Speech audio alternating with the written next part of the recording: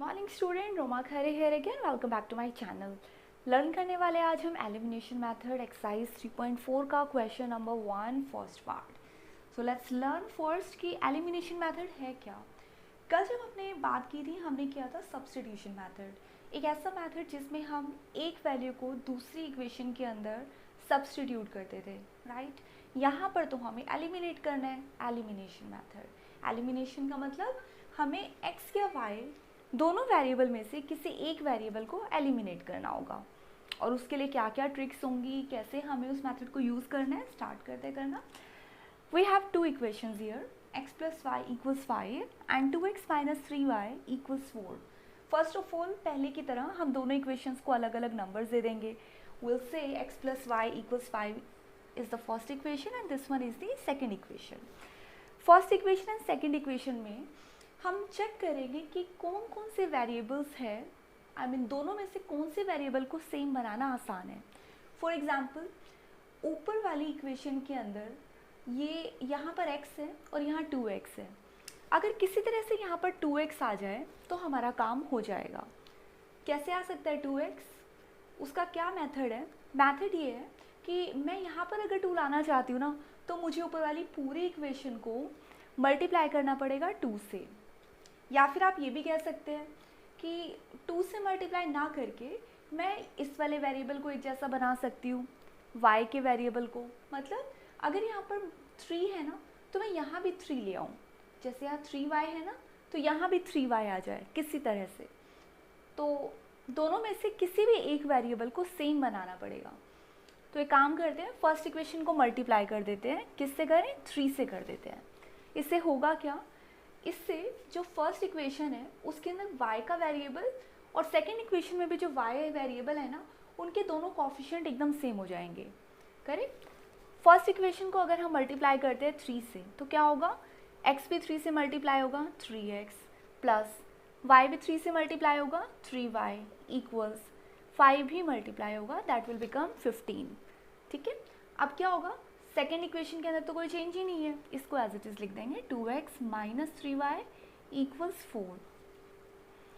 First equation को हमने modify किया है, इसलिए मैंने क्या किया, इसको नया नंबर दे दिया, इक्वेशन नंबर 3 कह दिया, राइट। अब देखिए कितना इजी हो जाएगा हमारा काम। अब देखिए यहाँ पर हमारा जो y है ना वो बिल्कुल सेम हो चुका है, उसका कोफिशिएंट यहाँ पर +3 है, यहाँ -3 है। अब इनको करना है एलिमिनेट। एलिमिनेट करने का मतलब है हम दोनों इक्वेशंस को अगर ऐड कर देते हैं, एडिंग 3 + 2, अगर हम इन दोनों इक्वेशंस को ऐड कर देते हैं तो क्या ये पूरा वेरिएबल वैनिश नहीं हो जाएगा? हो जाएगा ना एलिमिनेट। और यहाँ क्या बचेगा? 5x इक्वल्स 19 और x will be equal to 19/5। Clear? क्या किया हमने फर्स्ट ऑफ ऑल y को इस 3 से मल्टीप्लाई किया सो दैट ये दोनों वेरिएबल बिल्कुल एक जैसे हो जाए। जब आप इसे 3 से मल्टीप्लाई कर देते हैं तो यहाँ भी प्लस का 3y हो गया, यहाँ माइनस का 3y हो गया। अच्छा, 3 से मल्टीप्लाई करने के टाइम सिर्फ आप y को नहीं कर सकते, आपको पूरी इक्वेशन को 3 से मल्टीप्लाई करना पड़ेगा, राइट। जब आप पूरी इक्वेशन को 3 से मल्टीप्लाई करेंगे तो आपके पास 3x + 3y और 5 को भी मल्टीप्लाई करना पड़ेगा, 15 आएगा। नेक्स्ट स्टेप में हम ये करेंगे कि सेकेंड इक्वेशन को उसके नीचे लिख देंगे। अब दोनों इक्वेशंस में से ये y का जो एलिमेंट है, यानी y अगर हमें एलिमिनेट करना है तो आप या तो दोनों इक्वेशंस को ऐड कर दीजिए या फिर सब्ट्रैक्ट करिए। सब्ट्रैक्ट करने से हमारा y एलिमिनेट नहीं होगा। तो इस क्वेश्चन में स्पेसिफिकली हम दोनों इक्वेशंस को ऐड कर देते हैं। ऐड करेंगे तो ये वाला एलिमिनेट हो जाएगा, 3x और 2x बन जाएगा 5x और यहाँ पर आ जाएगा 19। तो 5x की वैल्यू आ चुकी है 19 और x की वैल्यू हो जाएगी 19/5।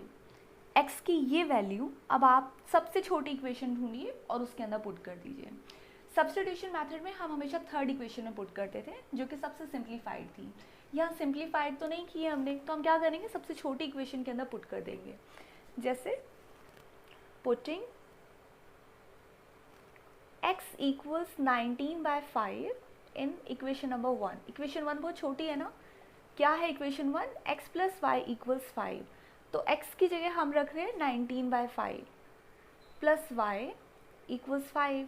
मुझे y की वैल्यू चाहिए तो मैं y को यहाँ रखती हूँ, y यहाँ रखा, 5 यहाँ है, 19/5 इक्वल के वहाँ जाने पर हो गया माइनस का 19/5, तो y हो गया आपका 25 माइनस 19/5, 5 को यहाँ एलसीएम लिया, 25 में से 19 गया तो बचा 6/5। अब देखिए हमारे पास x की वैल्यू आ चुकी है 19/5 एंड y की वैल्यू आ चुकी है 6/5 और ये है हमारा आंसर। ठीक है, ये था मेथड। फिर से एक बार समझे क्या करना होता है। एलिमिनेशन मेथड का मतलब है हमें x या y कोई एक वेरिएबल एलिमिनेट करना है। पहला स्टेप होगा एलिमिनेट करने के लिए उनके कोफिशिएंट्स को सेम बनाना, और जैसे कोफिशिएंट सेम बन जाएंगे, लेट्स से मल्टीप्लाई करके, डिवाइड करके या किसी भी ट्रिक से, उसके बाद हम दोनों इक्वेशंस को या तो ऐड करेंगे या सब्ट्रैक्ट करेंगे। अगर ऐड करने से हमारे दोनों वेरिएबल एक वेरिएबल के दोनों इक्वेशंस के अंदर एक वेरिएबल ख़त्म हो जाता है, एलिमिनेट हो जाता है, तो हमारा काम हो गया। नहीं तो फिर हम सब्ट्रैक्ट कर सकते हैं। जैसे यहाँ पर दोनों का साइन अलग अलग था, 3y प्लस का था, 3y माइनस का था, मुझे तो इसको एलिमिनेट करना है, तो हमने दोनों इक्वेशंस को ऐड कर दिया। अभी हम एक दो क्वेश्चंस और देखेंगे तो आपको और ज़्यादा क्लियर हो जाएगा कि मैं बार बार ये क्यों कह रही हूँ कि हम इन्हें ऐड करें या सब्ट्रैक्ट करें। आप इसको नोट डाउन करिए, फिर हम आते हैं नेक्स्ट क्वेश्चन पर। अब देखते हैं सेकेंड क्वेश्चन को कैसे करना है। देखिए हमारे पास यहाँ पर दो इक्वेशंस हैं, इक्वेशन 1 एंड इक्वेशन नंबर 2। यहाँ भी हमें वही करना है, हमें किसी भी तरह से x के कोफिशिएंट्स को सेम बनाना है या y वेरिएबल के साथ ये करना है। तो देखिए अगर नीचे वाली इक्वेशन को मैं 2 से मल्टीप्लाई कर देती हूँ तो यहाँ पे 4 आ जाएगा, ये 4 और ये 4 सेम हो जाएंगे ना, यानी y वेरिएबल हमारा सेम कोफिशिएंट वाला हो जाएगा। तो यहाँ भी हम वही करेंगे कि सेकेंड इक्वेशन को हम मल्टीप्लाई कर देंगे 2 के साथ। फर्स्ट इक्वेशन में कोई चेंज नहीं है, वो एज इट इज़ लिख दीजिए, 3x प्लस 4y इक्वल्स 10। अब सेकेंड इक्वेशन को 2 से मल्टीप्लाई किया है तो इसका रिजल्ट हम यहाँ लिखते हैं 4x। 2 इसको भी मल्टीप्लाई करेगा, 2 यहाँ मल्टीप्लाई करेगा माइनस 4y इक्वल्स 2 को मल्टीप्लाई करेगा तो 4। ये बन गई आपकी इक्वेशन नंबर 3। अब हम यहाँ क्या कर सकते हैं, यहाँ y को एलिमिनेट करने के लिए सिंपली हम दोनों इक्वेशंस को ऐड कर देंगे, equation 1 plus equation number 3। Add किया तो ये तो एलिमिनेट हो गया, 3 और 4 ऐड हो सकते हैं, 7x equals 14। So x hence comes to be 2। x की वैल्यू 2 आ गई। ये वैल्यू हम पुट कर देंगे सबसे छोटी इक्वेशन में। लेट्स से मैं इसी इक्वेशन में पुट कर देती हूँ, तो इससे हम कर देते हैं इस वाले क्वेश्चन पर, पुटिंग x इक्वल्स 2 इन इक्वेशन नंबर 2। तो क्या होगा, 2x minus 2y equals to 2। x की जगह हमें 2 पुट करना है, तो हम यहाँ पर रख रहे हैं 2 माइनस 2y इक्वल्स टू, ये हो गया 4 minus 2y equals to, 2y की वैल्यू चाहिए, 2y यहाँ शिफ्ट कर देते हैं, 4 यहीं रखते हैं और 2 को यहाँ ले आते हैं, है ना। हमने 2y को यहाँ शिफ्ट किया, प्लस का हो गया, प्लस के 2 को यहाँ मूव किया, माइनस का 2, तो 2 हो गया 2y, 2/2 इक्वल्स y 1। तो ये डिवाइड होके आ गया 1। तो वैल्यूज़ हमारी क्या क्या आ गई, आप मेंशन कर दीजिए answer, x equals 2 and y equals 1। There we go. So this is how we solve elimination method. Easy है ना। Now let's start part number 3। यहाँ पर इक्वेशंस जो है, जैसे इक्वेशंस हम देखते हैं ना, पहले x फिर y एंड देन फिर c यानी कांस्टेंट टर्म, यहाँ हमें वैसी इक्वेशन नहीं दिख रही है, तो थोड़ा सा इसको सिंप्लीफाई कर लेते हैं so that we can understand it in a better way. First equation इसको कह देते हैं और ये कह देते हैं कि ये सेकेंड इक्वेशन है। फर्स्ट इक्वेशन सिंप्लीफाई वैसे तो है, बट आप चाहें तो 4 को इक्वल के यहाँ पे ट्रांसपोज कर सकते हैं। ये बन गया 3x माइनस 5y इक्वल्स 4। इस इक्वेशन के साथ क्या करें, 9x तो यहीं रहेगा, प्लस का 2y जो इक्वल के वहाँ था, यहाँ शिफ्ट होने पर हो गया माइनस 2y और 7 यहाँ पर एज इट इज़ रह गया। नंबर दे देते हैं, अभी इसमें हमने कुछ चेंज नहीं किया, तो सेम इक्वेशंस है 1 एंड इक्वेशन नंबर 2। अब क्या कर सकते हैं, अब देखिए फर्स्ट इक्वेशन को अगर मैं 3 से मल्टीप्लाई करती हूँ तो यहाँ पर 9x आ जाएगा और यहाँ पर भी 9x है, हो गया हमारा काम। तो मल्टीप्लाई कर दिया हमने इसको 3 से। ऊपर वाली इक्वेशन को पहले लिख लेते हैं, 9x माइनस 15y इक्वल्स 4, नीचे वाली इक्वेशन एज इट इज़ छोड़ देते हैं, -2y इक्वल्स 7, कोई चेंज नहीं। जब भी आप मल्टीप्लाई करते हैं हमेशा ध्यान रखिए सारी चीज़ें मल्टीप्लाई होगी। जैसे 3 अगर 3 से मल्टीप्लाई हुआ, 3 5 से हुआ, 4 से भी होगा। तो हमें ये छोटी छोटी मिस्टेक्स क्रॉस चेक करते रहना है that we have done each and every step carefully और नॉट। अब क्या करना पड़ेगा, अब देखिए मेरा काम है इसको एलिमिनेट करना। अगर मैं इन दोनों इक्वेशंस को, लेट्स से ये इक्वेशन नंबर 3 है, ये इक्वेशन नंबर 4 है, मैं इन दोनों को ऐड करूँगी तो काम नहीं होगा क्योंकि ये दोनों ऐड हो जाएंगे तो फिर एलिमिनेट तो होंगे नहीं, जिनको मैंने एलिमिनेट करने के लिए सेम बनाया है। अब की बार हम क्या करेंगे, इक्वेशन नंबर 3 में से इक्वेशन नंबर 4 को सब्ट्रैक्ट कर देंगे। और सब्ट्रैक्ट करने का मतलब ये होगा कि नीचे वाली पूरी इक्वेशन का साइन चेंज होगा, यानी कि 9x ये भी माइनस होगा, इसका साइन माइनस का है प्लस का होगा, ये प्लस का साइन माइनस में कन्वर्ट हो जाएगा और ये हो गया पूरी तरह से एलिमिनेट। ये ध्यान रखना ज़रूरी है कि अगर हम सब्ट्रैक्ट कर रहे हैं तो तीनों के अंदर x, y और कांस्टेंट तीनों टर्म्स का साइन चेंज होगा, ज़रूर होगा। ये प्लस का नंबर माइनस हुआ, माइनस का नंबर प्लस और प्लस का नंबर माइनस हुआ। अब -2y अब प्लस का 2y बन चुका है, तो अब एक नंबर माइनस का एक प्लस का, तो मेरे पास आएगा माइनस का 13y और यहाँ पे कितना हो जाएगा, यहाँ आएगा प्लस का 5, तो y की वैल्यू हो जाएगी 5/13 नेगेटिव, -5/13। 5 यहाँ पे रखा, माइनस का 13 यहाँ लेकर आया है और -13 का मतलब आप माइनस ऊपर रखिए या नीचे रखिए, ये रहेगा -5/13। क्लियर। अब आते हैं हम इसके y की वैल्यू, x की वैल्यू को ऑब्टेन करने के लिए।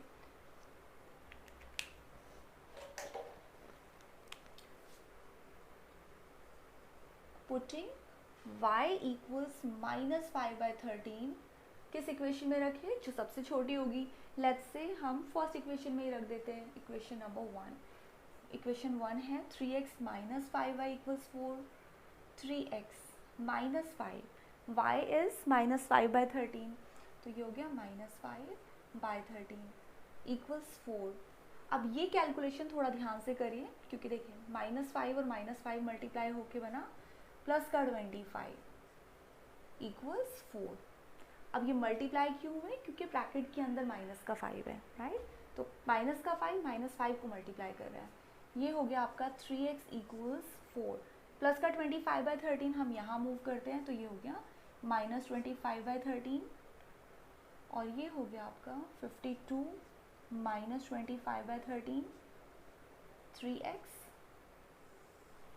तो 3x इक्वल्स 7, 4 में से 2 गया 2/13, सो x इक्वल 27/13 इंटू 3, ये हो गया आपका 9/13, है ना। 27/13, अब ये 3 भी नीचे मूव हुआ तो ये आया 9/13। तो ऐसे आप कर सकते हैं क्वेश्चन नंबर 3 को बाय एलिमिनेशन मेथड। ठीक है, नेक्स्ट स्टार्ट करते हैं। फोर्थ पार्ट अब देखते हैं। यहाँ पर है x/2 + 2y/3 इक्वल्स -1। तो इक्वेशन का नाम दे देते हैं। Equation number 1 is this and equation number 2 is this. अब इक्वेशन नंबर 1 और 2 सिंप्लीफाइड नहीं है, फ्रैक्शन देखिए हमें डरना नहीं है, वी नो।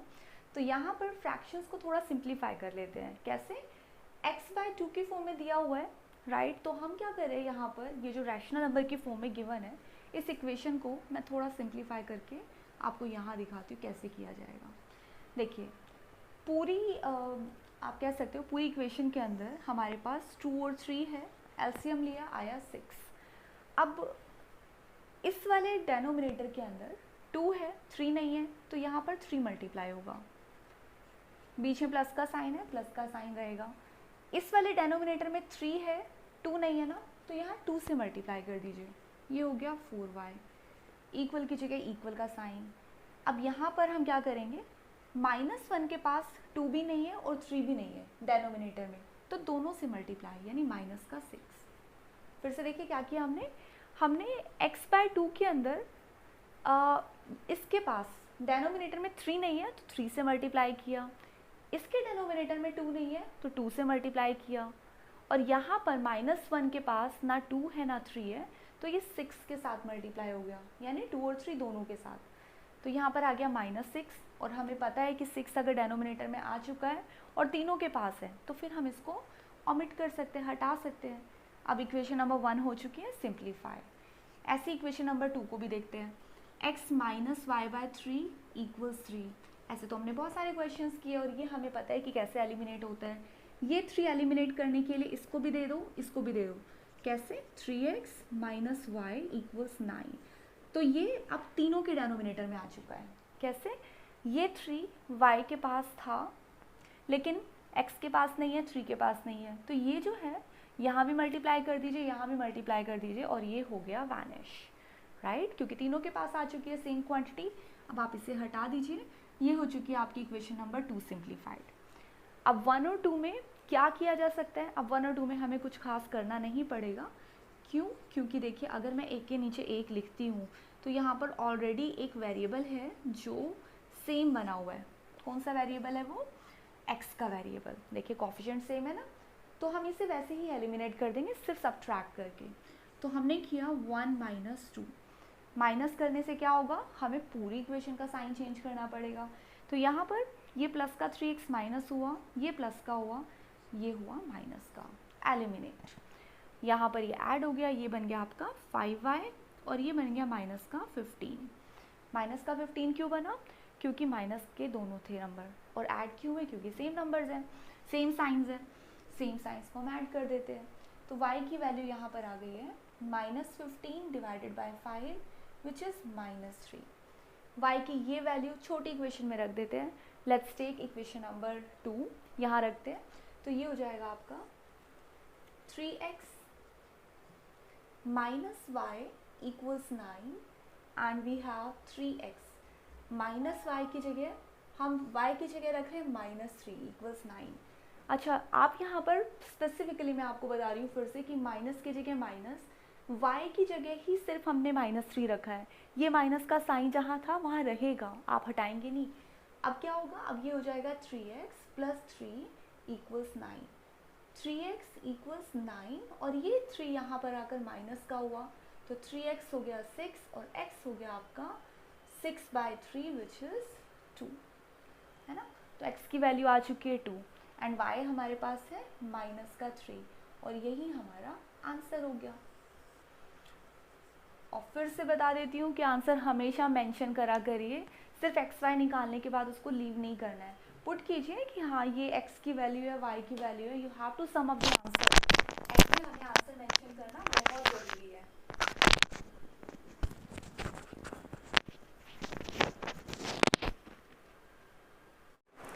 यस, तो हम स्टार्ट करने जा रहे हैं question number 2 part number 1। If we add 1 to the numerator and subtract 1 from the denominator.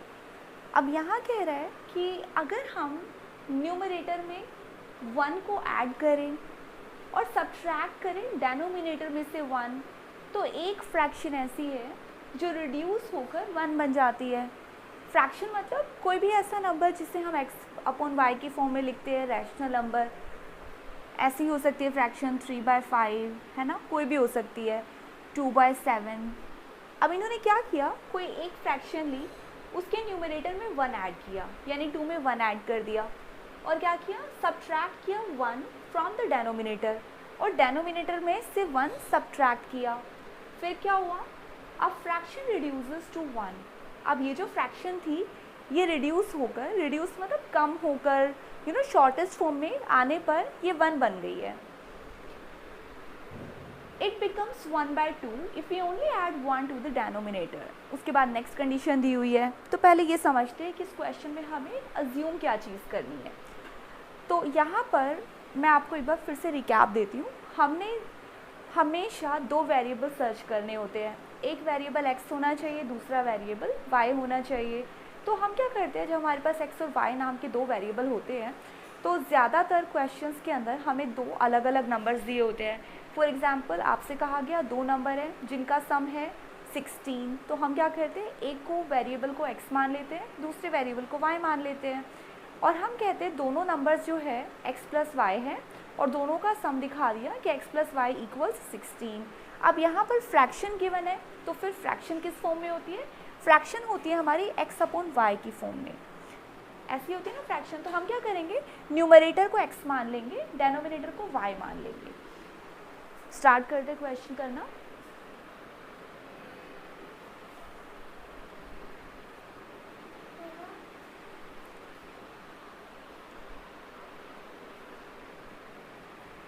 Let's assume a fraction to be x upon y। हमने मान लिया कि जिस फ्रैक्शन के बारे में ये बात कर रहे हैं वो x अपॉन y है, तो फिर न्यूमरेटर क्या हुआ, x हुआ, डेनोमिनेटर हुआ y। अब अकॉर्डिंग टू क्वेश्चन क्या कहता है, ये कहता है if we add 1 to the numerator, यानी x अपॉन y के न्यूमरेटर में अगर 1 ऐड किया जाए and subtract 1 from the denominator, और इसी डेनोमिनेटर में से 1 को सब्ट्रैक्ट किया जाए, फिर क्या हुआ, ये जो फ्रैक्शन थी ना ये बन चुकी है 1, राइट। ये हमारी फर्स्ट इक्वेशन को निकालने के लिए स्टेटमेंट। अब इसको थोड़ा सा हम सिंप्लीफाई कर लेते हैं। सिंप्लीफाई कैसे किया जाएगा, देखिए आप क्रॉस इक्वल के यहाँ वहाँ दो क्वांटिटीज़ देख रहे हैं, एक क्वांटिटी यहाँ और एक क्वांटिटी यहाँ। सॉल्व करने का तरीका है कि आप इस y माइनस 1 को ऊपर मल्टीप्लाई कर दीजिए, ये यहाँ से ख़त्म, इस 1 को यहाँ मल्टीप्लाई कर दीजिए पूरी क्वांटिटी के साथ, तो ये नीचे से 1 ख़त्म। तो इसका मतलब आप इस पूरे y माइनस 1 को यहाँ भेज देंगे क्रॉस मल्टीप्लाई करके, और इस 1 को आप यहाँ भेज देंगे, तो ये एक्चुअल में हो जाएगा x plus 1 equals y minus 1। आपको याद है ये वाला मेथड कैसे किया जाता था? मान लीजिए कोई भी नंबर ऐसी फॉर्म में है a upon B equals C upon D, तो इसका मतलब a और d मल्टीप्लाई हो जाएंगे और b और c मल्टीप्लाई हो जाएंगे। अगर ऐसा तब होता है जब बीच में इक्वल का साइन होगा, ठीक है, इक्वल का साइन है तो ये दोनों मल्टीप्लाई और ये दोनों मल्टीप्लाई, और नीचे से b और d अब फिनिश हो जाएंगे क्योंकि क्रॉस मल्टीप्लाई करके आगे पीछे हो चुके हैं। ये रूल होता है इसका। अब इसी रूल के अकॉर्डिंग इसको थोड़ा सा और सिंप्लीफाई कर देते हैं तो हमारी इक्वेशन बन जाएगी। क्या इक्वेशन बनी, देखिए x यहाँ पर है, प्लस का y इस तरफ आया, x minus Y equals minus Y यहाँ पर ऑलरेडी है, ये प्लस 1 भी हमने वहाँ शिफ्ट कर दिया, माइनस 1 यानी माइनस 2, और इसके साथ बन गई आपकी फर्स्ट इक्वेशन। क्लियर। अब आते हैं हम सेकंड इक्वेशन बनाने के लिए। सेकंड इक्वेशन के लिए कहते हैं इट बिकम्स 1/2। इट मतलब कौन, जिस फ्रैक्शन के बारे में बात की जा रही है। तो ये जो फ्रैक्शन है ना ये बन जाती है 1/2। किस कंडीशन में बन जाती है 1/2? If we only add 1 to the denominator, यानी अगर हम सिर्फ डेनोमिनेटर में 1 ऐड करें, तो यहाँ मैं करती हूँ उसको सॉल्व। फ्रैक्शन है हमारी, नेक्स्ट ATQ हम यहाँ लिखते हैं x अपॉन y, हमें सिर्फ डेनोमिनेटर के अंदर 1 ऐड करना है, तो हम यहाँ पर डेनोमिनेटर में 1 ऐड कर देते हैं और इसको बना देते हैं 1/2, क्योंकि इन्होंने बताया डेनोमिनेटर में 1 ऐड करने से ये फ्रैक्शन बन चुकी है 1/2। तो fraction is now equal to 1/2। I hope it's easy. अब इसको कैसे सॉल्व किया जाता है, वही मेथड है, 2 को यहाँ क्रॉस मल्टीप्लाई कर दीजिए और ये पूरी क्वांटिटी y प्लस 1 यहाँ मल्टीप्लाई कर दीजिए। 2 ऊपर मल्टीप्लाई हो गया तो ये बन गया 2x, ये पूरी क्वांटिटी यहाँ मल्टीप्लाई हो गई तो बन गई y प्लस 1। अब क्या करें, फिर से इक्वेशन क्रिएट कर देते हैं, 2x प्लस का y यहाँ आया माइनस y इक्वल्स 1, तो ये बन गई हमारी सेकेंड इक्वेशन। ठीक है। अब दोनों इक्वेशन को हम सॉल्व करेंगे एलिमिनेशन मेथड से। एलिमिनेशन मेथड के लिए हम दोनों इक्वेशंस को साथ में लिखते हैं और समझने की कोशिश करते हैं कैसे सॉल्व करें। ठीक है, कोई फ़र्क नहीं पड़ता अगर मैं सेकंड इक्वेशन के नीचे फर्स्ट इक्वेशन लिख दूंगी तो। Equation number 1। अब क्या करें, एलिमिनेशन का मतलब है मुझे एक वेरिएबल को सेम बनाना है, तो वो तो ऑलरेडी है, देखिए y और y सेम है ना। अब y को एलिमिनेट करने के लिए मुझे सब्ट्रैक्ट करना पड़ेगा। हमेशा याद रखिए, या तो हमें ऐड करना है या सब्ट्रैक्ट करना है। किस कंडीशन में ऐड करें, ऐड तब कीजिए जब ऑलरेडी वहाँ पर साइन अलग अलग है, और सब्ट्रैक्ट तब कीजिए जब वहाँ पर साइन जो है ना सेम है, ताकि आप साइन अलग अलग करके उनको एलिमिनेट कर पाए। तो यहाँ पर जब मैं इनको सब्ट्रैक्ट कर रही हूँ, x का साइन प्लस का है माइनस, y का साइन माइनस है प्लस, ये माइनस प्लस। ये स्टेप ज़रूर याद रखिए कि साइन तीनों का चेंज होगा, ऐसा नहीं कि आप सिर्फ इसका साइन चेंज करके हटा देंगे और यहीं पर आपकी मिस्टेक होती है हमेशा। ये क्या बना, सिर्फ x इक्वल्स 3, हमारे पास x आ चुका है 3, अब निकालना है y। ढूंढिए सबसे छोटी equation, let's take this one then. तो putting x equals 3 in equation number 1, तो यहाँ पर x माइनस वाई ऑलरेडी -2 के इक्वल है, तो x की जगह अगर मैं 3 रखती हूँ माइनस वाई इक्वल्स -2, ये कैसे सॉल्व करें, मैं -2 को यहाँ ले आती हूँ, प्लस का 2 और माइनस का y इक्वल के वहाँ ट्रांसपोज कर देती हूँ, तो ये बन गया 5 इक्वल्स y। तो x और y आ चुके हैं, आंसर हमारा डन। देन याद रखिए हमें मेंशन करना है कि हमारी फ्रैक्शन क्या है, फ्रैक्शन होगी हमारी x upon Y which is actually 3/5। I hope it's clear now. जल्दी से आप इसका स्क्रीनशॉट सेव कीजिए। तो स्टार्ट करते हैं सेकंड पार्ट, सेकंड क्वेश्चन का। यहाँ पर फिर से एज वाले क्वेश्चंस आ जाते हैं। एज वाले क्वेश्चंस के लिए हमेशा याद रखिए, जब आप दो वेरिएबल सेलेक्ट करते हैं, वो दोनों वेरिएबल एक्स वाई जो है वो होनी चाहिए प्रेजेंट एज की फॉर्म में, क्योंकि हमें इन दी एंड वही सेलेक्ट करना होता है, वही हमें आंसर में चाहिए होता है। यहाँ बात हो रही है 5 years ago Noori was thrice as old and Sonu. तो कौन दो बच्चे हैं यहाँ पर, यहाँ पर है नूरी एंड सोनू। इन दोनों बच्चों के बारे में बताया जा रहा है। 5 years ago 5 साल पहले जो नूरी है वो सोनू की एज की थ्राइस थी। अब थ्राइस क्या होता है, चलिए अभी देख लेते हैं क्या होता है। And then it says 10 years later 10 साल के बाद Noori will be twice as old as Sonu. और अगर हम 10 साल बाद देखें तो जो नूरी है वो सोनू की एज से डबल हो जाएगी। अच्छा, यहाँ पर कुछ टर्म्स आती हैं जो हमें थोड़ा ध्यान रखनी है, क्योंकि यहाँ पर कभी कभी ट्वाइस में कन्फ्यूजन हो जाता है। देखिए अगर हम कह रहे हैं ट्वाइस का मतलब होता है 2 times, या फिर आप कहते हैं 2 से मल्टीप्लाई। यही अगर हम कहते हैं मोर या 2 years मोर, तो इसका मतलब 2 times नहीं होता है, इसका मतलब होता है हमें 2 ऐड करना है ना। 2 मोर का मतलब है 2 ऐड करना है, और वही अगर 2 लेस होता तो हम करते हैं 2 minus what ever the number is, जो भी वेरिएबल है उसमें से हम 2 को माइनस करते। ट्वाइस के लिए हम 2 times करते हैं, और थ्राइस के लिए क्या करते हैं 3 times करते हैं, है ना। 3 से मल्टीप्लाई करते हैं, जो भी वेरिएबल है उसको मल्टीप्लाई करेंगे 3 से। अच्छा, इसके अलावा कभी कभी 1/3 होता है, 1/4 होता है, तो वो हमें अच्छे से समझ आता है। मैंने हाफ की बात की तो मैंने हाफ लिया, 1/3 यानी कि 1/3 से मल्टीप्लाई किया, 1/4 का मतलब मैंने 1/4 से मल्टीप्लाई किया। क्लियर। अब यहाँ समझते हैं नूरी और सोनू की जो एज का कंपैरिजन यहाँ गिवन है, तो हम दोनों के वेरिएबल्स को यहाँ पर नोट कर लेते हैं। मान लेते हैं नूरी की जो प्रेजेंट एज है, Noori's present age equals x years, और हम मान लेते हैं कि सोनू के प्रेजेंट एज है y years की। अब यहाँ पर क्योंकि 2 कंडीशंस है, एक तो है 5 years ago की, 5 साल पहले की, और 10 साल बाद की। तो हमेशा हम क्या कर रहे थे, स्क्रीन के 2 पार्ट्स कर रहे थे। एक में हम बात करते हैं 5 years ago की, तो यहाँ पे लिखते हैं 5 years ago। इसमें हम बनाएंगे अपनी फर्स्ट इक्वेशन। और सेकंड पार्ट में क्या आएगा 10 years later, है ना, 10 years later, और यहाँ पर बनाएंगे 10 years later की। एज वाले क्वेश्चंस के अंदर ये वाले जो 2 चीज़ें हैं ये हमेशा होती है, आपको मोस्ट ऑफ द टाइम ये वाली फिगर्स ज़रूर मिलेगी, कुछ साल पहले और कुछ साल बाद। लेकिन आपको क्या वेरिएबल लेना होगा, प्रेजेंट एज का, क्योंकि प्रेजेंट एज x और y years है। अब हम इनके ऊपर अपनी कंडीशंस अप्लाई करते हैं। कंडीशंस क्या कहती है, 5 years ago, 5 years ago नूरी की एज क्या थी, ऑब्वियसली x - 5 थी, और सोनू की एज क्या थी,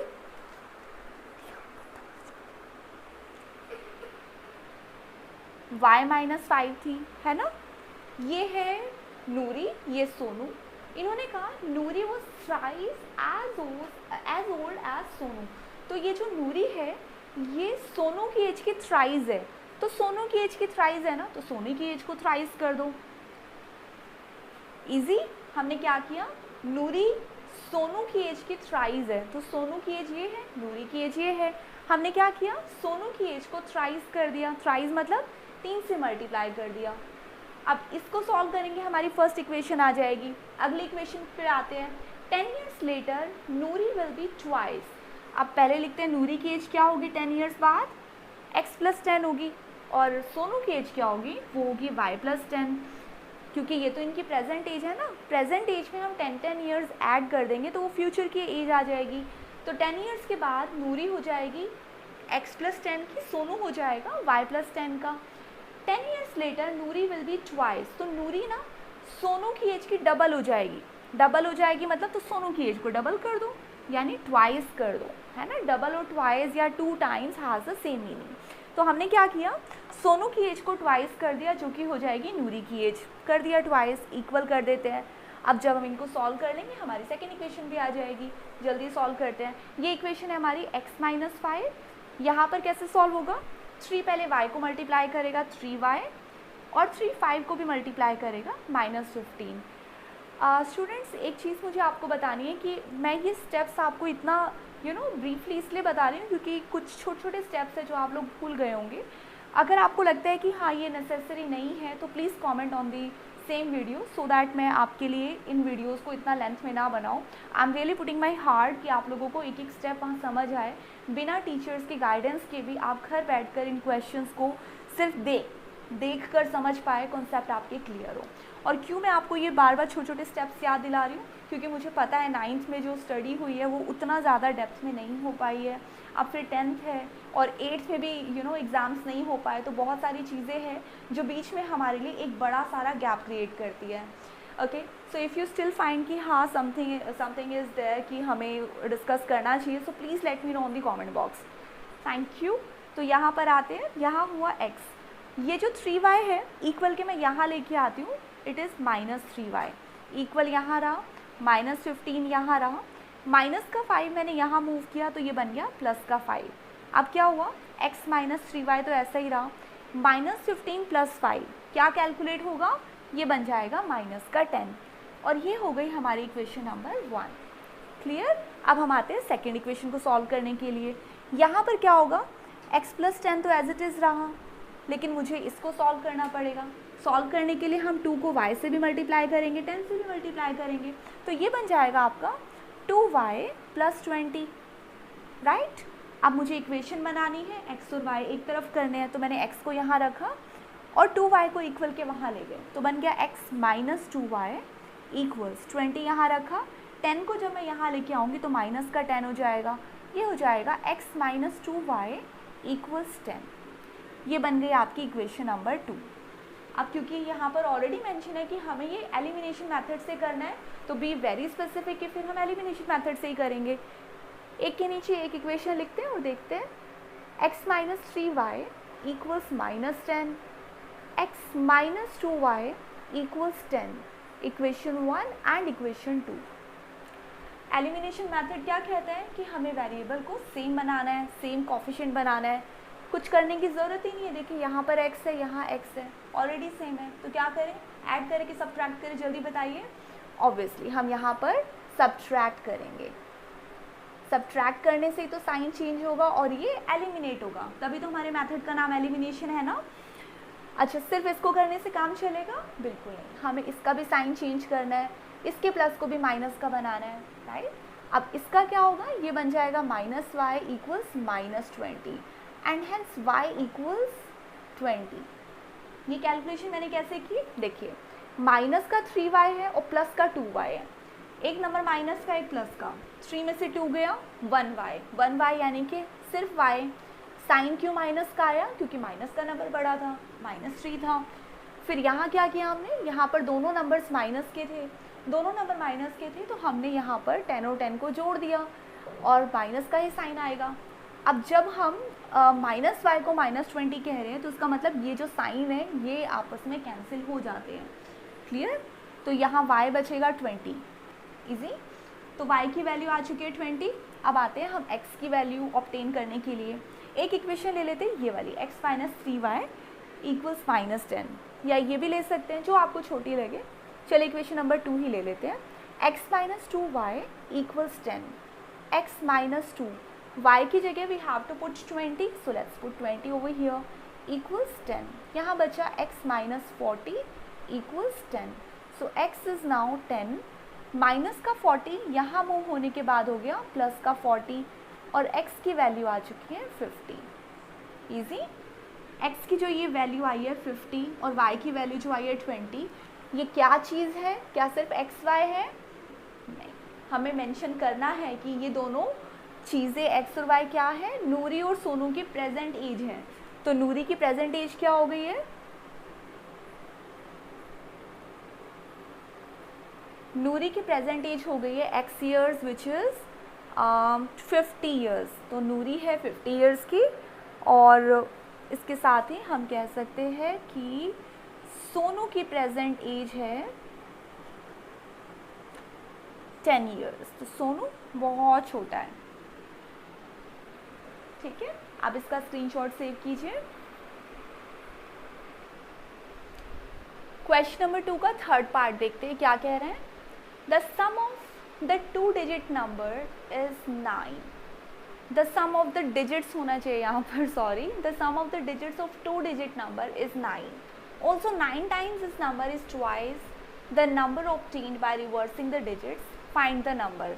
आप पहले अंडरस्टैंड करते हैं कि ये क्वेश्चन जो है इसे करने के लिए वेरिएबल्स क्या क्या होंगे। यूजुअली अभी तक हम जितने क्वेश्चन देखते थे ना, हर क्वेश्चन के अंदर हमारे पास 2 वेरिएबल बहुत आसानी से हमें समझ आ जाते थे। फॉर एग्जांपल हमने देखा बैट एंड बॉल वाला क्वेश्चन, हमने बैट को x अज्यूम कर लिया, बॉल को y अज्यूम कर लिया। हमने क्वेश्चन देखा कि देयर वर 2 नंबर्स, किसी का सम, दोनों नंबर्स का सम गिवन था, डिफरेंस गिवन था, हमने दोनों नंबर्स को x और y मान लिया, x प्लस वाई और x माइनस वाई से हमने सॉल्व कर दिया। और क्या क्या क्वेश्चन थे, अभी लास्ट हमने क्वेश्चन किया फ्रैक्शन की फॉर्म में, तो हमने न्यूमरेटर को x मान लिया और डेनोमिनेटर को y मान लिया। यहाँ पे जो क्वेश्चन है ना, यहाँ पर एक 2 डिजिट नंबर है, यहाँ पे 2 अलग अलग नंबर नहीं है, एक ही नंबर है, उस नंबर के अंदर 2 डिजिट्स हैं। जैसे हो सकता है नंबर हो 37, तो 3 और 7, यहाँ किसकी बात होगी? इन 2 डिजिट्स की बात होगी। एक 37 हो सकता है, या फिर, और ये जो सेकंड चीज़ ये कहते हैं ना कि number is twice as the number obtained by reversing the digits, तो ये कहता है 2 नंबर के बारे में डिस्कशन। नंबर्स वाले जितने क्वेश्चंस आएंगे, ऐसे नंबर्स वाले, हर किसी के अंदर ना आपको 2 काम करने पड़ेंगे। एक तो आपको x और y मानना पड़ेगा, एक नंबर बनाना पड़ेगा, और सेकंड थिंग होगी कि आपको ना डिजिट्स भी रिवर्स करने पड़ेंगे। चलिए देखते हैं कैसे करना है। अब हम करेंगे क्या, यहाँ पर हम अपने टेंस और वंस के डिजिट को अज्यूम करेंगे। यहाँ पर 2 अलग अलग नंबर्स नहीं है, प्लीज़ याद रखिएगा, हमारे पास सिर्फ टेंस का और वंस का डिजिट है। तो सॉल्यूशन हम लिखते हैं, let's take tens digit equals x और y का पहले वंस का डिजिट लेते हैं। वैसे let's take ones digit x, हमने ले लिया कि वंस का जो डिजिट है वो x है, और टेंस का डिजिट हम ले लेते हैं y। x ले लिया, y ले लिया, तो नंबर कैसा दिखेगा? x y, ऐसा ही दिखेगा ना? नहीं सॉरी, y और x ऐसा ही दिखेगा। हमने क्या किया, टेंस की जगह पे y रख दिया और x की जगह पे, टेंस की डिजिट, वंस की डिजिट की जगह पे हमने x रख दिया। तो क्या नंबर हमारा yx दिखेगा? देखिए नंबर yx दिखेगा ज़रूर, लेकिन यहाँ पे ना एक रूल फॉलो होता है। वो रूल ये होता है कि हम नंबर जो लिखेंगे ना, वो नंबर ऐसा नहीं दिखेगा yx, जो नंबर दिखेगा वो एक्चुअल में ऐसा होगा 10y प्लस x, यानी टेंस के डिजिट को 10 से मल्टीप्लाई करके x जोड़ने से वो नंबर आएगा। वो नंबर सिर्फ हम yx की फॉर्म में लिख नहीं देंगे, ठीक है।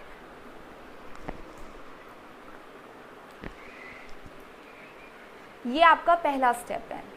कोई भी क्वेश्चन जो 2 डिजिट के नंबर वाला आएगा, उसमें ये काम आपको करना ही करना है। एक और काम करना है, क्या करना है, हमें ये नंबर भी ढूंढना होता है, रिवर्सिंग द डिजिट वाला। एक सेकंड स्टेप हम ज़रूर करेंगे, वो क्या करेंगे, नंबर ऑब्टेन्ड बाय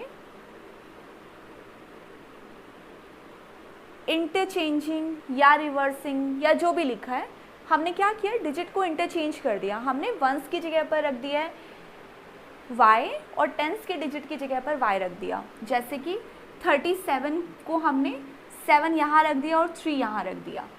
तो ये वाला नंबर तो हमारा ओरिजिनल नंबर हो गया, लेकिन ये वाला नंबर निकालने के लिए हम छोटा सा काम यहाँ करेंगे। हम लिखेंगे number obtained by interchanging the digits. अगर डिजिट्स इंटरचेंज हो जाएंगे तो इस केस में हमारा नंबर क्या बन जाएगा, ऑब्वियस सी बात है, जहाँ जहाँ x था वहाँ वहाँ y और y की जगह x हो गया। तो ऐसे केस में हमारा जो नंबर होगा वो होगा 10x प्लस वाई। कैसे हमने लिखा, एक नंबर अगर हमने 10y प्लस एक्स लिया है तो दूसरा नंबर हम लेंगे 10x प्लस वाई। और ये दोनों स्टेप बहुत इंपॉर्टेंट है और आपको याद रखने हैं। और ऐसा करना कब है ये भी ध्यान रखिए, ये सिर्फ तब होगा अगर हमारा क्वेश्चन दिया हुआ है 2 डिजिट नंबर। अगर 2 डिजिट नंबर दिया हुआ है तब हम उसके डिजिट्स को xy मानेंगे, नंबर को मानेंगे 10y प्लस एक्स, और अगले स्टेप में हम ये भी करेंगे 10y प्लस एक्स के अलावा डिजिट को इंटरचेंज कर देंगे और एक और नंबर मान लेंगे 10x प्लस वाई। इतना काम तो आपको ऐसे हर क्वेश्चन में करना है। मैंने आर.डी. शर्मा की बुक से ऐसे कुछ क्वेश्चन सॉल्व किए थे और इसका वीडियो ऑलरेडी है यहाँ पर, उसका लिंक मैं डिस्क्रिप्शन बॉक्स में ऑलरेडी पेस्ट कर चुकी हूँ, ये आपको मिल जाएगा और आप इसको ज़रूर देखिएगा, क्योंकि एनसीईआरटी के अंदर ना उतने क्वेश्चन प्रैक्टिस के लिए नहीं है।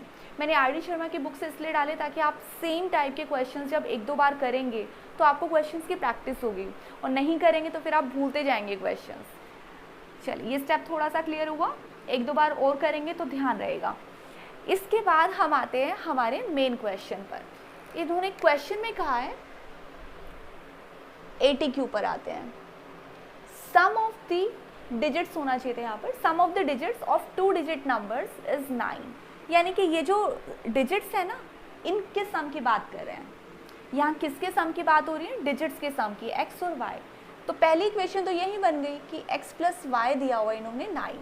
ऐसा हो सकता है कि एक नंबर हो 4, दूसरा नंबर हो 5, डिजिट्स, एक डिजिट हो 4 और दूसरा डिजिट हो 5, तो 4 प्लस 5 9 हो गया।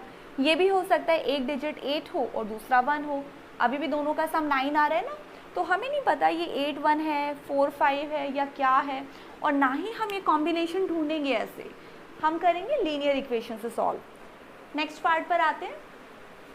इन्होंने कहा ऑल्सो 9 टाइम्स दिस नंबर, यानी कि ये जो नंबर है ना, नंबर है कौन सा, ये है हमारा नंबर, 9 टाइम्स दिस नंबर। तो कर दो 9 टाइम्स, नंबर क्या है 10y plus x, 9 times this number, जो इन्होंने कहा मैंने कर दिया, ठीक है।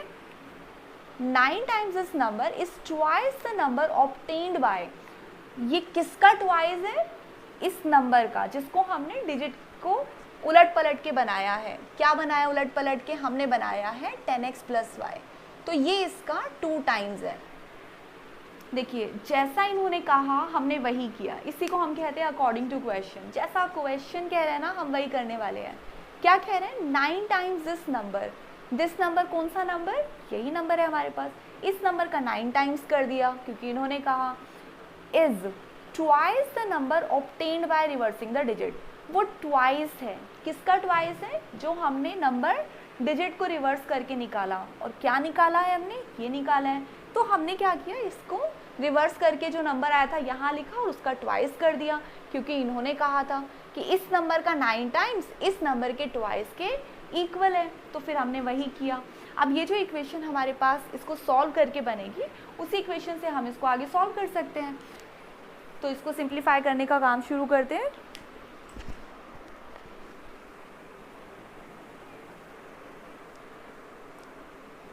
तो यहाँ हो गया 90y plus 9x equals 20x plus 2y।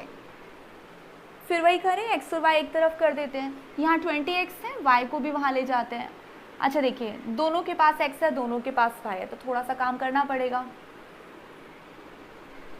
हाँ ठीक है, 9x जब वहाँ जाएगा तो बनेगा 29x, है ना, प्लस का 2y यहाँ पर है ऑलरेडी, 90y इधर आएगा तो हो गया माइनस का 90y, और मैंने यहाँ पे 0 कर दिया क्योंकि दोनों की दोनों क्वांटिटीज़ वहाँ मूव हुई, अच्छा, अब आप कहेंगे हमने इन सारी क्वांटिटीज़ को यहाँ पर नीचे क्यों मूव नहीं किया, क्योंकि नीचे मूव करने से कुछ नहीं होता। हमने क्या किया है, पहले 9x को यहाँ मूव किया। अच्छा 9x तो यहाँ जाकर माइनस का हो जाएगा ना, सॉरी, तो ये बन जाएगा 19x, नहीं 11x, सॉरी 11x बन जाएगा, 20x और 9x यहाँ आकर बन गया 11x। यहाँ प्लस का 2y ऑलरेडी था, 90y यहाँ पर आया तो माइनस का 90y। अब इसे कैसे लिखेंगे, 0 equals 11x minus 88y। Easy है ना। सेकेंड इक्वेशन को हम और भी छोटा कर सकते हैं। क्या कर सकते हैं, देखिए यहाँ पर और यहाँ दोनों जगह 11 कॉमन है ना, और यहाँ पर ऑलरेडी 0 है, तो इसका मतलब हम दोनों जगह से 11 को कॉमन ले देंगे, तो हम पूरी इक्वेशन 11 से डिवाइड कर देते हैं। कोई फ़र्क पड़ा, बिल्कुल कोई फ़र्क नहीं पड़ा। ऐसा हम क्यों कर सकते हैं, कभी भी हमारे पास दो लीनियर कोई भी लीनियर इक्वेशन है, इक्वेशन की बात हम कर रहे हैं, अगर इक्वेशन है तो हम पूरी की पूरी इक्वेशन में से कोई भी कॉमन कांस्टेंट नंबर ऐड भी कर सकते हैं, ऐड नहीं मल्टीप्लाई कर सकते हैं और डिवाइड कर सकते हैं। जैसे मैं पूरी इक्वेशन को अगर 7 से मल्टीप्लाई करूँगी तो कोई फ़र्क नहीं पड़ेगा, मैं पूरी इक्वेशन को 7 से डिवाइड करूँगी तो भी कोई फ़र्क नहीं पड़ेगा, रिज़ल्ट मेरा सेम ही रहेगा। और ऐसा करने से हमारा काम थोड़ा छोटा हो जाएगा, बस कैलकुलेशन कम हो जाएगी। आपको अगर फिर भी कन्फ्यूजन होती है या आपको लगता है कि आप ये स्टेप भूल जाएंगे तो कोई दिक्कत नहीं है, हमारा आंसर गलत नहीं आएगा, आंसर बिल्कुल ठीक आएगा। लेकिन अगर हम कैलकुलेशन शॉर्ट करना जानते हैं तो क्यों ना फ़ायदा उठाए, क्यों ना छोटी करें इक्वेशंस। चलिए हमारी दो इक्वेशंस आ चुकी है। एक इक्वेशन है x plus y equals 9, second equation है x माइनस 8y इक्वल्स 0। दोनों इक्वेशन हमने एक के साथ एक लिख दी है ताकि हम एलिमिनेशन मेथड से सॉल्व करें। अब क्या करें, x हमारा सेम है ना ऑलरेडी, तो हमें इसको कुछ नहीं करना पड़ा, सिंपली हम 1 में से 2 को सब्ट्रैक्ट कर देंगे। सब्ट्रैक्ट इसलिए करेंगे ताकि हम साइन चेंज करें, बिना साइन चेंज किए तो ये डिवाइड होगा ही नहीं, ख़त्म ही नहीं होगा, तो अब ये ख़त्म हो जाएगा, एलिमिनेट हो जाएगा। 8 और 1 ऐड हो गए, ये बना 9y इक्वल्स 9 में से 0 जाएगा, we will have no difference, 9 ही बचेगा, तो y की वैल्यू आ चुकी है 1। और x कितना आएगा, x निकालने के लिए हम किसी इक्वेशन को यूज़ कर लेते हैं, यहाँ पर आते हैं, पुटिंग y इक्वल्स 1 इन इक्वेशन नंबर 1, तो यहाँ पर x की वैल्यू आ जाएगी 9 माइनस 1 विच इज़ 8। तो देखिए हमारे पास x भी आ चुका है, y भी आ चुका है, लेकिन क्वेश्चन एंड नहीं हुआ है ना।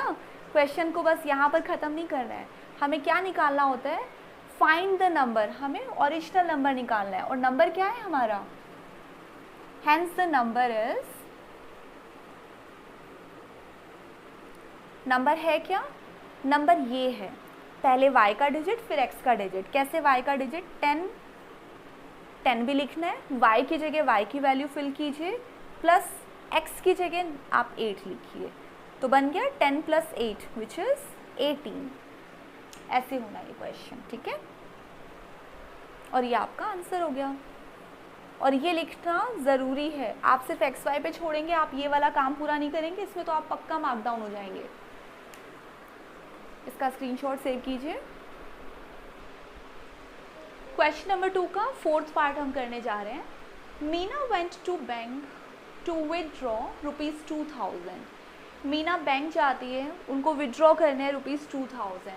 She asked the cashier to give her ₹50 and 100 rupees note only. अब वो यहाँ पर एक कंडीशन रखती है, वो कहते हैं कि आप मुझे सिर्फ 50 रुपीज़ और 100 रुपीज़ के नोट ही दीजिएगा, मुझे 500 के या और कोई नोट नहीं चाहिए। आगे क्या होता है, Meena got 25 notes in all. अब मीना को कितने नोट्स मिले टोटल उसे नोट्स मिलते हैं 25। Find how many notes of ₹50 and 100 she received. और अब हमें बताना है कि इन 25 नोट्स में कितने नोट्स थे जो 50 रुपीज़ के थे और कितने नोट्स थे जो 100 के थे। अब देखिए यहाँ पर हम कॉम्बिनेशन तो ट्राई नहीं कर सकते, तो यहाँ हम क्या करेंगे, मान के चलेंगे कि 50 रुपीज़ के जो नोट्स हैं ना वो x नंबर थे। हो सकता है 25 में से 20 नोट 50 रुपये के हो और बाकी जो 5 नोट है वो 100 रुपीज़ के हो, लेकिन इनका कॉम्बिनेशन तो हो सकता है 2000 ना बैठे। ये भी हो सकता है कि इन 25 नोट्स में से 20 नोट 50 रुपये के हो और बाकी जो 5 नोट है वो 100 रुपीज़ के हो, लेकिन इनका कॉम्बिनेशन तो हो सकता है 2000 ना बैठे। ये भी हो सकता है कि इन 25 नोट्स में से 20 नोट 50 रुपये के हो और बाकी जो 5 नोट है वो 100 रुपीज़ के हो, लेकिन इनका कॉम्बिनेशन तो हो सकता है 2000 ना बैठे। ये भी हो सकता है कि जो 10 नोट्स है या लेट्स से 15 नोट्स निकल आए 50 रुपये के और बाकी जो 10 नोट्स हैं वो निकल आए 100 रुपीज़ के, तो अब चेक करना पड़ेगा कि क्या ये 2000 बनते कि नहीं बनते। तो ये सब हम नहीं करेंगे, हम अज्यूम कर लेंगे कि 50 रुपीज़ के मान लीजिए एक्स नोट्स हैं और 100 रुपीज़ के मान लीजिए कि वाई नोट्स है। ठीक है,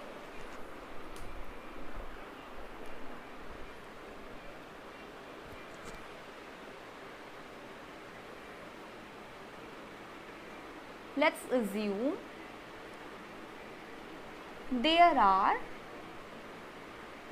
50 rupees notes equal x, या नंबर ऑफ ले सकते हैं। there are, let's assume number of 50 rupees notes are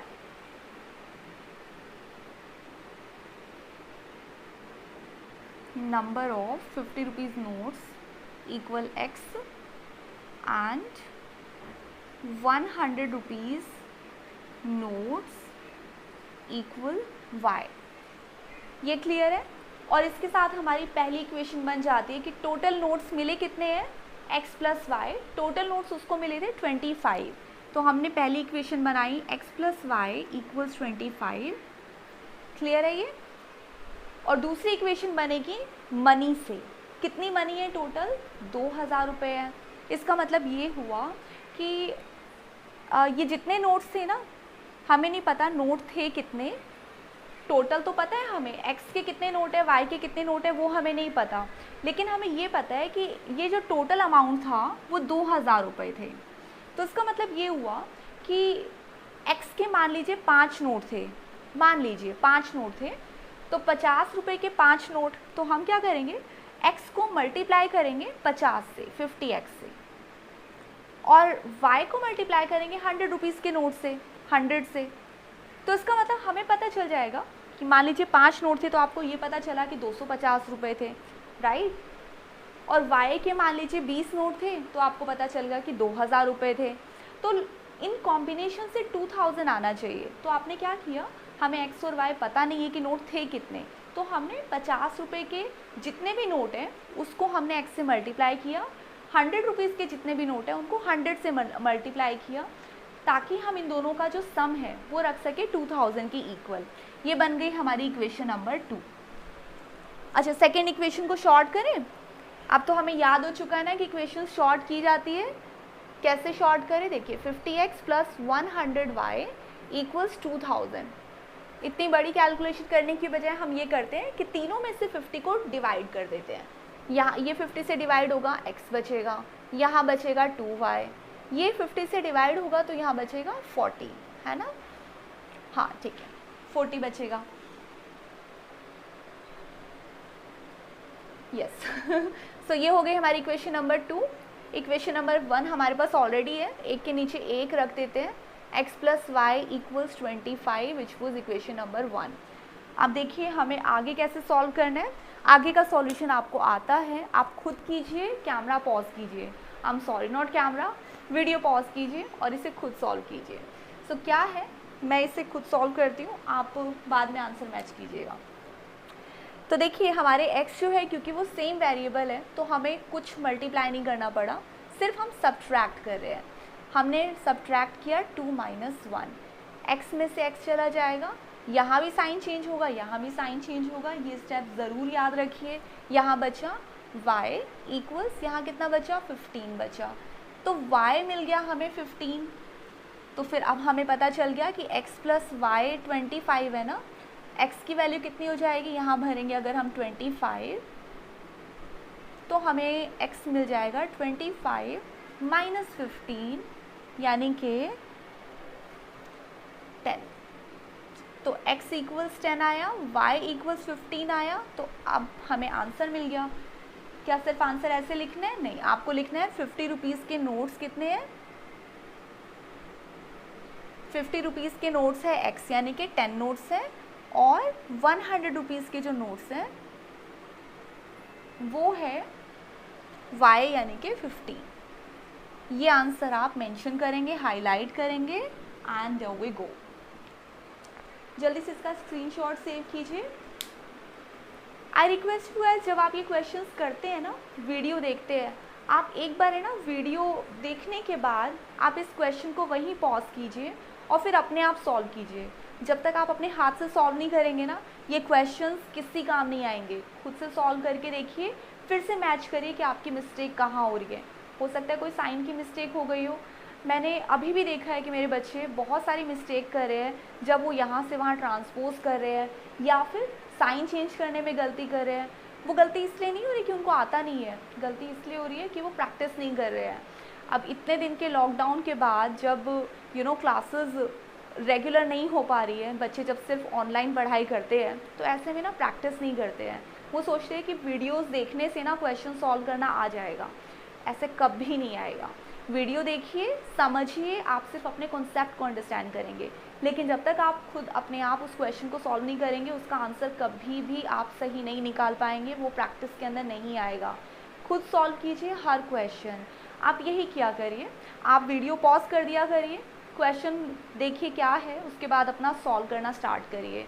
अगर आपको कहीं कोई डाउट होता है, वीडियो प्ले करके देखिए कि अच्छा यहाँ पर ये गलती थी, ये डाउट था। यही है आपकी प्रैक्टिस जिससे अच्छी हो सकती है। नहीं तो अभी हमारे पास बहुत कम टाइम बचा है 10th के लिए, और बहुत सारा टाइम हमें घर पर ऐसे ही स्टडी करना है। हम लोग अभी ना तो किसी कोचिंग में जा पा रहे हैं, ना ही स्कूल में आपकी प्रैक्टिस हो पा रही है, ना ही उतने रेगुलर टेस्ट हो पा रहे हैं। तो प्लीज़ अपनी प्रैक्टिस आप खुद ही करिए, क्योंकि आप ही है अपने लिए जो इतनी सारी मेहनत कर सकते हैं। मैं दूर से आपको सिर्फ हेल्प कर सकती हूँ, गाइडेंस दे सकती हूँ, आपसे कह सकती हूँ कि this is the right way, this is the key, but करना आप ही को है। ठीक है, इसको pause, not pause but now आप इसका स्क्रीनशॉट लेके नेक्स्ट क्वेश्चन फिर नोट करिए। लास्ट क्वेश्चन करने जा रहे हैं हम सेकंड क्वेश्चन का, part number 5। A lending library has a fixed charge for the first 3 days and an additional charge for each day thereafter. एक लाइब्रेरी है जहाँ से आप बुक लैंड कर सकते हैं, है ना। तो वहाँ पर चार्जेस का क्या मेथड है, वहाँ पर आपको एक फ़िक्स चार्ज पे करना होता है। अगर आप वहाँ से कोई बुक लैंड करने जाते हैं तो आपको एक फ़िक्स चार्ज देना पड़ेगा। मान लीजिए अगर आपको वहाँ से कोई बुक लेनी है तो आपको मिनिमम वहाँ पर as a security amount 100 rupees pay करने होंगे। और क्या होगा, fix charge for the first 3 days, और ये चार्ज आपका 3 दिन के लिए वैलिड होगा। और फिर क्या होगा, and an additional charge for each day thereafter. अब इन 3 दिन के आगे आप जितने दिन बुक रखेंगे उसके लिए आपको पर डे का एक्स्ट्रा चार्ज भी देना पड़ेगा। तो वो पर डे का एक्स्ट्रा चार्ज क्या हो सकता है, मान लीजिए हो सकता है कि इसके बाद आपको 10 रुपीज़ पर डे का चार्ज पे करना पड़े। इस तरह से Sarita paid ₹27 for a book kept for 7 days. तो ये तो बहुत सस्ता है। सरिता ने एक बुक 7 डेज़ के लिए अपने पास रखी थी, उन्हें पे करना पड़ा 27 रुपीज़। और वहीं सूजी ने भी एक बुक रखी जो कि 21 डेज़ के 21 रुपीज़ उन्होंने पे किया, और सिर्फ 5 दिन के लिए उन्होंने बुक्स अपने पास बुक रखी थी। Find the fix charge and the charge for each extra day. आपको फिक्स चार्ज बताना है और बताना है कि पर डे वाला जो चार्ज है वो कितना था। तो पहले हम ये समझते हैं कि इसके 2 वेरिएबल हमें कैसे पता चलेंगे कौन से हैं। क्या हम सरिता और सूजी को एक्स और वाई मान लेंगे? बिल्कुल नहीं। हमारे वेरिएबल फाइंड आउट करने का तरीका होता है, अगर नहीं समझ आता वेरिएबल क्या लेंगे, किसको मानेंगे, हमेशा लास्ट लाइन से पिक कीजिए क्वेश्चन, आपको समझ आ जाएगा। हमें फाइंड आउट करना है फिक्स चार्ज, तो फिक्स चार्ज को x मान लीजिए, और हमें ईच एक्स्ट्रा डे का चार्ज भी बताना है तो उसको मान लीजिए y। बस इसी तरह से होगा ये क्वेश्चन।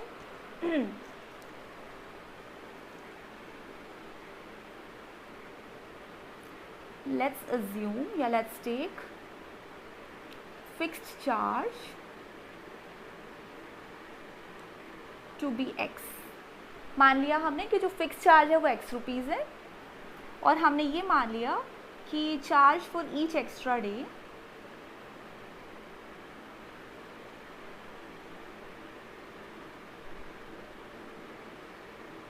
वो y रुपीज़ का चार्ज है। हर रोज़ जो एक्स्ट्रा डे 3 दिन के बाद होगा उसमें उन्हें y रुपीज़ देने पड़ेंगे। अब आते हैं इक्वेशंस फॉर्म करने पर। इक्वेशन क्या कहती है, सरिता के बारे में पहले बात करते हैं। सरिता की इक्वेशन कहती है ATQ ले लेते हैं अकॉर्डिंग टू क्वेश्चन। तो ये कहते हैं सरिता ने 27 रुपीज़ पे किए, उन्होंने 7 दिन के लिए बुक रखी है। 7 दिन के लिए बुक रखने का मतलब है 3 दिन के लिए तो फिक्स चार्ज ही था। कितना था वो फिक्स चार्ज? वो था x रुपीज़, है ना। ये चार्ज 3 दिन के लिए अप्लाई था। अब उनको 4 दिन का और चार्ज देना पड़ा, क्योंकि 3 दिन का चार्ज कितना है, x है, वो तो फिक्स्ड है। अब 7 डेज में से बाकी कितने दिन बचे? 4 डेज बचे। 4 डेज के लिए उनको पे करना पड़ा होगा, यानी कि वेरिएबल वाला चार्ज, ये वाला, जिसे आप कह सकते हैं 4y, ये बन गया आपका 27 रुपीज़। x का मतलब हुआ आपका फिक्स चार्ज जो कि 3 दिन के लिए था। ये 4y क्यों आया? क्योंकि 3 दिन का चार्ज तो आपने यहीं पर दे दिया, बाकी जो पैसा बचा आपका वो आपका 4 दिन के लिए चार्ज था। तो मैंने किया 4 को मल्टीप्लाई जो पर डे का चार्ज था उसके साथ, और इनका सम कितना आना चाहिए? 27 आना चाहिए। और वही अगर हम बात करें सूजी की, तो सूजी के साथ क्या हुआ है? सूजी ने कितना पेमेंट किया? उन्होंने 5 दिन के लिए बुक रखी है, तो फिक्स चार्ज हो गया 5 रुपये का, सॉरी फिक्स चार्ज हो गया 3 दिन के लिए। अब जो 2 दिन का चार्ज उन्होंने एक्स्ट्रा पे किया होगा वो चार्ज 2y हो गया, और टोटल कितना है दोनों का सम? That is 21। तो आ गई दोनों इक्वेशन। इक्वेशन 1 ये है, इक्वेशन 2 ये है। अब आप एक काम करिए, जल्दी से वीडियो पॉज कीजिए और देखिए आप खुद सॉल्व कर पा रहे हैं।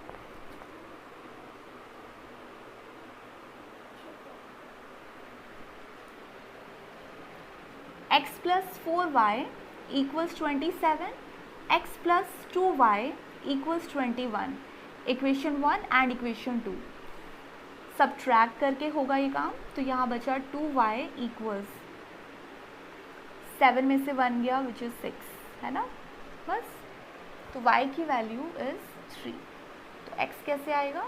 x plus 4y equals 27, x plus 4 into 3 equals 27, x plus 12 equals 27, x equals 27 minus 12, x equal